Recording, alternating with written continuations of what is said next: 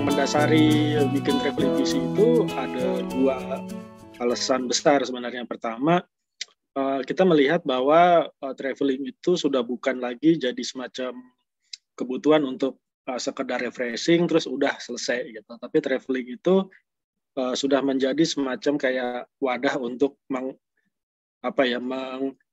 mengekspresikan diri gitu. Jadi traveling udah bukan traveling aja, tapi traveling itu sebagai satu cara untuk menunjukkan jati diri seseorang gitu. Yang kedua itu saya dulu sempat lama di media cetak ya, salah satu ya pokoknya one of the best travel magazine di Jakarta lah dulu.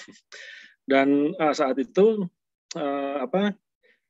kita melihat bahwa media cetak itu ruang gerak untuk berkreasinya itu agak kurang dibandingkan dengan media digital. Dan akhirnya saya dengan beberapa teman, kalau kita liputan sering ketemu kan, ngumpul bareng-bareng diskusi, dan ternyata mereka juga punya problem yang sama gitu. Tempat gue juga begitu, begini gitu. Terus akhirnya gimana kalau kita bikin media sendiri gitu. Terus akhirnya itulah terciptalah si travelETC.id itu gitu. Dan kenapa namanya travel ETC? Sebenarnya ETC itu ya etc. ya. Jadi kita ingin menunjukkan bahwa traveling itu sebenarnya banyak hal terkait dengan traveling gitu. Jadi target kita adalah sebenarnya orang-orang yang traveling secara reguler dan mereka yang ingin mengekspresikan dirinya melalui traveling gitu. Karena kita melihat kayak misalkan saya mau ke Bali nih liburan bulan depan gitu. Liburannya bulan depan, tapi dari sekarang udah ribut beli baju ini, beli baju itu. Soalnya saya mau foto nanti di pantai ini, di pantai itu gitu kan. Kalau foto di pantai itu bagusnya pakai baju yang brandnya ini gitu.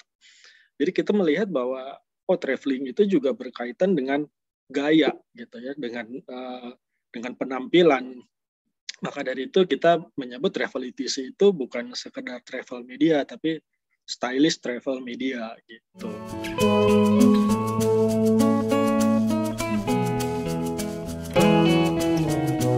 Masalah sustainable ya, karena sustainable ini kan sebenarnya udah agak lama sih, dari sebelum pandemi sebenarnya udah ada gitu. Tapi dulu itu lebih ke hanya pihak luar negeri aja gitu yang membicarakan masalah sustainable. Tapi sekarang dengan adanya kayak pandemi gitu ya, kita lihat bahwa Kementerian Pariwisata juga sudah mulai banyak ya membicarakan isu tentang sustainable, karena memang sustainable ini kan berkaitan dengan ketahanan sebenarnya. Kalau kita lihat sekarang hotel itu udah banyak yang mereka mengaku bahwa ini kita konsepnya sustainable, ada pengolahan limbah gitu. Terus restorannya juga menggunakan bahan-bahan makanannya dari petani lokal gitu. Jadi tidak mematikan masyarakat sekitarnya, tapi malah memberdayakan masyarakat sekitarnya. Itu untuk ketahanan sebenarnya, dan ini jadi isu global sih sebenarnya. Dan nanti ke depannya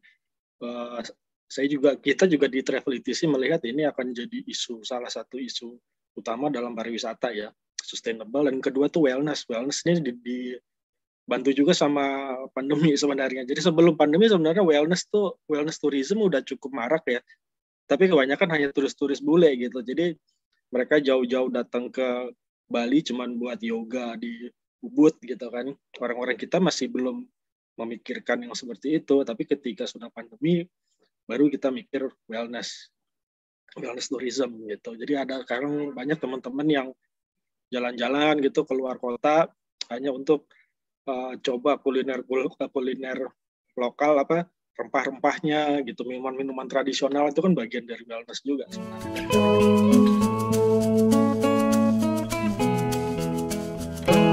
Antara siap dan nggak siap. Jadi saya ngeliatnya gini loh, mereka sangat berharap turis itu bisa back to normal ya, seperti dulu, banyak lagi gitu loh, rame lagi gitu. Tapi saya melihat di beberapa tempat, nggak usah jauh-jauh sih, kayak saya belum lama ke daerah Pelabuhan Ratu, ke daerah Cimaja, itu dulu daerah terkenal buat surfing ya, jadi isinya bule-bule kayak di Kuta lah pokoknya. Tapi sekarang karena bulenya jarang, jadi orang-orang lokal aja gitu. Tapi saya melihat ada kayak semacam kerinduan gitu ya, mereka bisa rame lagi seperti dulu. Tapi ya apa boleh buat, kita baru sembuh dari 2 tahun pandemi yang hampir mematikan semua bisnis ya.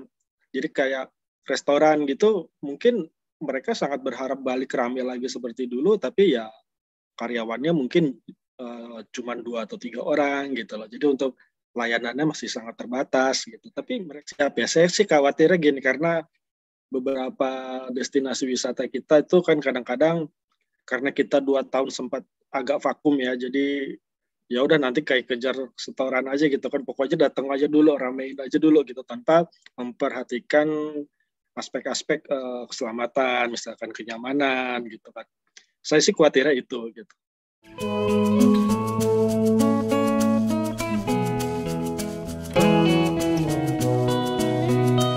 Saya tuh dari dulu tuh jatuh cinta kalau di Indonesia ya, itu ada 2 tempat. Pertama tuh Flores, kedua tuh Lombok gitu. Flores tuh saya suka dari dulu karena bukan karena nature-nya sih, tapi lebih ke human-nya gitu. Jadi orang-orang Flores tuh buat saya mereka tampangnya serem-serem, tapi hatinya tuh luar biasa baik. Jadi saya dari dulu kalau ada tugas liputan ke daerah Nusa Tenggara Timur itu pasti saya paling dulu itu. Saya dong yang pergi gitu.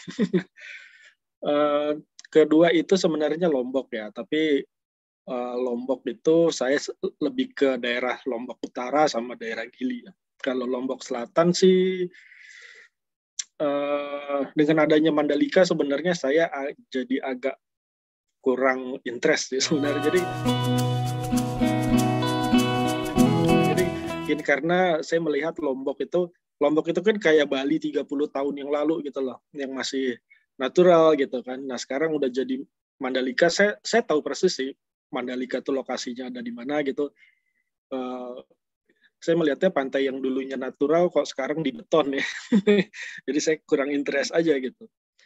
Secara personal saya melihatnya begitu sih, tapi kalau nggak tahu ya, banyak teman-teman yang katanya kalau itu ternyata memang membuat masyarakatnya lebih, ekonominya lebih baik lagi, ya udah oke-oke aja gitu. Tapi kalau saya sih sebagai turis yang lebih suka sesuatu yang lebih natural gitu sih, saya lebih suka Lombok yang dulu ya.